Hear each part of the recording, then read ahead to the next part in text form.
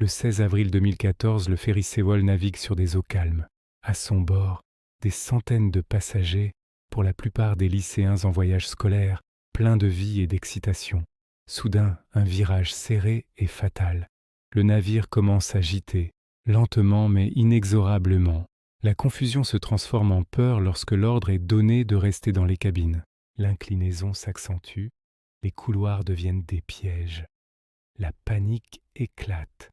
À l'extérieur, les équipes de secours luttent contre le temps et le chaos, mais pour beaucoup, il est déjà trop tard.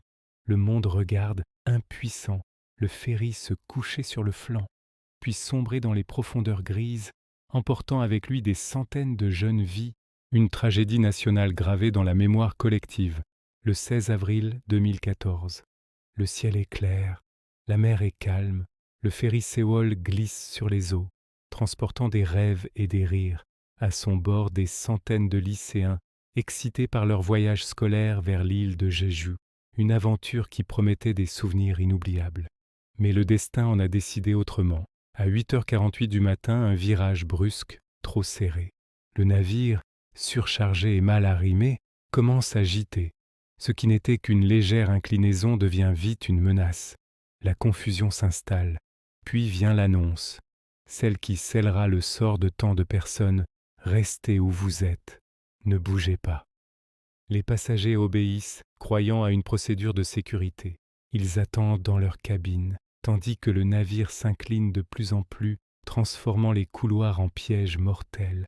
Dehors, le chaos. Les premiers messages de détresse parviennent aux familles. « Maman, papa, je vous aime ».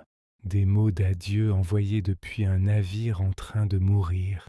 L'eau s'engouffre, les lumières s'éteignent, la panique éclate, mais il est trop tard. Les portes sont bloquées, les issues de secours inaccessibles. Les secours arrivent, mais l'opération est confuse, lente, inefficace. Ils ne parviennent à sauver que ceux qui ont désobéi et se sont jetés à l'eau. Pendant des heures, le monde regarde, impuissant, le Seawol se coucher lentement sur le flanc, avant de disparaître sous les vagues grises, emportant avec lui 304 âmes, dont 250 lycéens. La Corée du Sud est en deuil.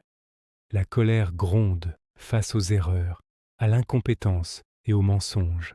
Le capitaine et une partie de l'équipage ont abandonné le navire parmi les premiers. Le naufrage du Seawol n'est pas seulement un accident, c'est le symbole d'un système défaillant, une cicatrice profonde qui a changé le pays à jamais.